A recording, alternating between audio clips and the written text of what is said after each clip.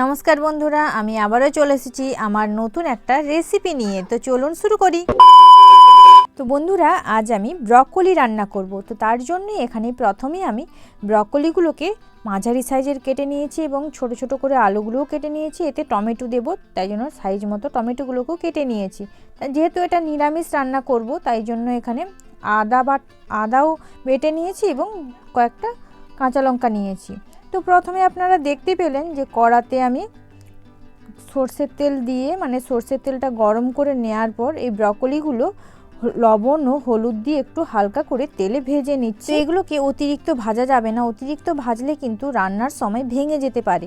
তো তাড়াতাড়ি যাতে ভাজা হয় আমি তাই জন্য একটু ঢাকা দিয়ে দিয়েছিলাম অল্পক্ষণের জন্য। তো ঢাকাটা খুলে দেখুন হালকা আমার ভাজা হয়ে গেছে, কারণ ব্রকলির গাটা একটু লাল লাল হয়ে গেছে। তো হালকা ভাজা হয়ে গেছে, সেগুলোকে আমি নামিয়ে নিলাম। এরপর আমি যে আলুগুলো কেটে রেখেছিলাম ওই একই তেলে আমি আলুগুলো নেড়ে নেব। তো এগুলোকেও আমি ওই একইভাবে লবণ ও হলুদ দিয়ে কিছুক্ষণের জন্য নেড়ে নিচ্ছি। আর হ্যাঁ, এর মাঝে একটা আমি কথা বলে নিই, যারা হয়তো এখানে আলু খেতে পছন্দ করেন না কিংবা আলু খান না, তারা এখানে কিন্তু পেঁপেটাও ব্যবহার করতে পারেন।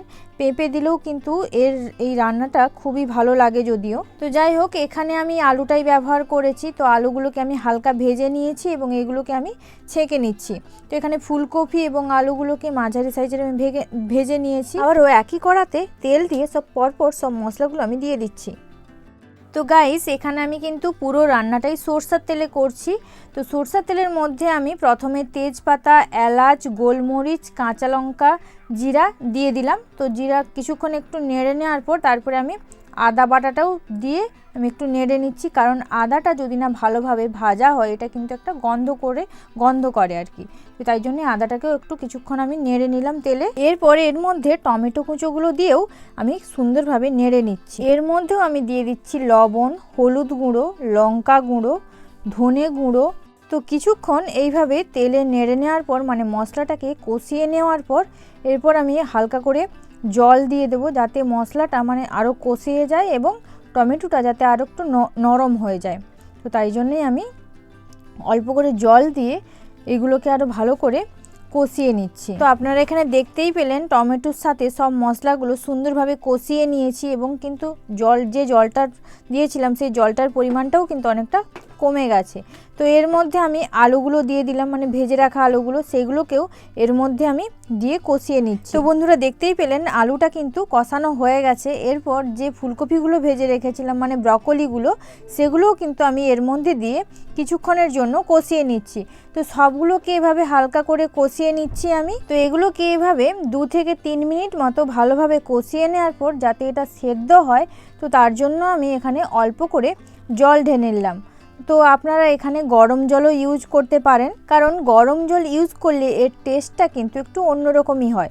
তো জলটা দিয়ে দেওয়ার পর এটা যাতে আমার তাড়াতাড়ি সেদ্ধ হয় তার জন্য একটা আমি ঢাকনা দিয়ে দিয়েছিলাম। ঢাকনাটা কিছুক্ষণ খোলার পর দেখুন জলটা কিন্তু অনেকটাই কমে গেছে, অর্থাৎ সেদ্ধটা কিন্তু অনেকটাই হয়ে গেছে।